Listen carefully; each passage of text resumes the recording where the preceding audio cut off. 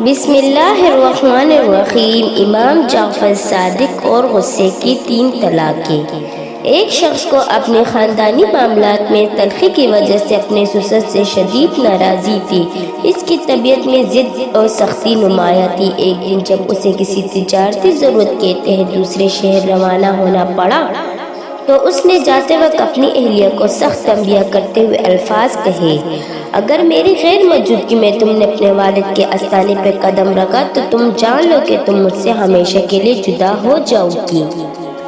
3 طلاقیں تم پر لاگو ہو جائیں گی۔ یہ الفاظ گویا ایک غیر مرئی کفل تھا جو عورت کی زندگی پر پڑ چکا تھا۔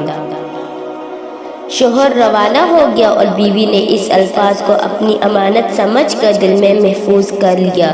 دن گزرنے لگے، وقت اپنا سفر طے کرتا رہا۔ اسی دوران عورت کے والد پہ بیماری کا سایہ گہرا ہوتا گیا۔ مرض شدت اختیار کر گیا، یہاں تک کہ حالت نازک ہو گئی۔ گھر کے افراد نے بیٹی کو اطلاع دی، مگر وہ شوہر کی دی گئی تنبیہ کے بعد سخت کشمکش میں مبتلا تھی۔ ایک طرف باپ کی موت سے پہلے آخری ملاقات کی طلب، دوسری طرف شوہر کے الفاظ کی قید۔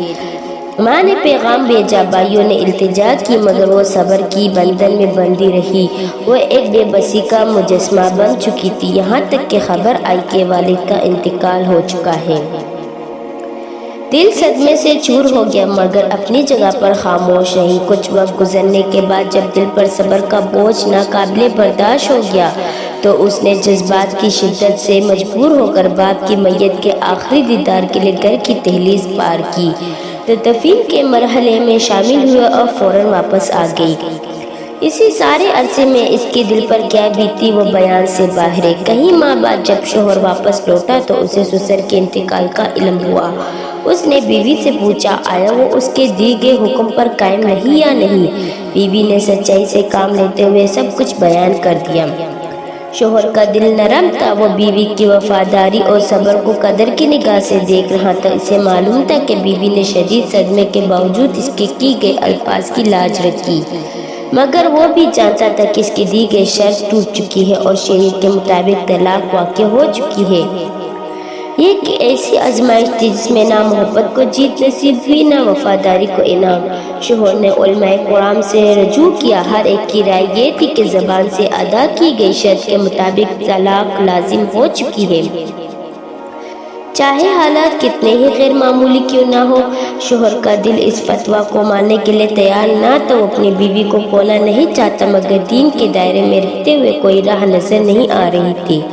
آخر کسی دانا نے مشورہ دیا، تم نواز رسول حضرت امام جعفر صادق کے خدمت میں یہ مسئلہ پیش کیا جائے، شاید وہاں سے کوئی ایسی روشنی کی کرن نکلے جو اس تاریکی کو چیر دے۔ اگرچہ شوہر کو زیادہ امید نہ تھی، مگر وہ امام جعفر صادق کی بارگاہ میں اپروچ کیا۔ امام صاحب نے خاموشی سے سارا واقعہ سنا، نہ کوئی بے چینی ظاہر کی، نہ کوئی فوری فیصلہ سنائے، پر تھوڑے توقف کے بعد فرمایا، تمہاری بیوی آج بھی تمہاری زوجہ ہے، تمہارے اس کے درمیان کوئی طلاق واقع نہیں ہوئی، تم بلا کس کفارے کے اس رشتے سے جوزیت قائم رکھ سکتے ہو۔ شوہر کے دل میں گویا امید کی چراغ روشن ہو گئے۔ اس نے حیرت اور خوشی کے ملے جلے جذبات کے ساتھ امام صاحب سے دریافت کیا، ایسا کیوں؟ تمام علماء تو طلاق کے واقع ہونے پر متفق تھے۔ امام جعفر صادق نے نہایت فتیانہ بصیرت کے ساتھ جواب دیا، موت کے بعد انسان کا دنیائی ملکیت سے تعلق منقطع ہو جاتا ہے۔ جب اس عورت کا والد انتقال کر چکا تو وہ مکان شرعی لحاظ سے اس کے والد کا نہ رہا بلکہ عورت کا بھی گھر ہو گیا۔ اب وہ خود بھی ورثہ میں شامل ہو چکی تھی، یعنی جس گھر میں اس نے قدم رکھا وہ شرعاً اس کا اپنا ہی مکان تھا، نہ کسی دوسرے کا، لہٰذا اس شوہر کی دی ہوئی شرط کے خلاف ورزی نہیں کی۔ یہ دلیل اتنی گہری، اتنی دقت، اتنی جامع تھی کہ وہ تمام علماء جنہوں نے پہلے فتویٰ دیا تھا حیرت زدہ رہ گئے۔ انہوں نے اعتراف کیا، امام جعفر صادق کے علم و فہم کی گہرائی کا کوئی جواب نہیں، اور کہیں ایک نے بے اختیار کہا، قسم بخدا اس باب میں امام صاحب کا کوئی ہمسر نہیں۔ یہ واقعہ نہ صرف فہمی بصیرت کی عظمت کا آئینہ دار ہے بلکہ یہ بھی ظاہر کرتا ہے کہ شریعت میں نرمی، حکمت اور انسانی حالات کو سمجھنے کا جذبہ کس طرح فیصلے پر اہم کردار ادا کرتا ہے۔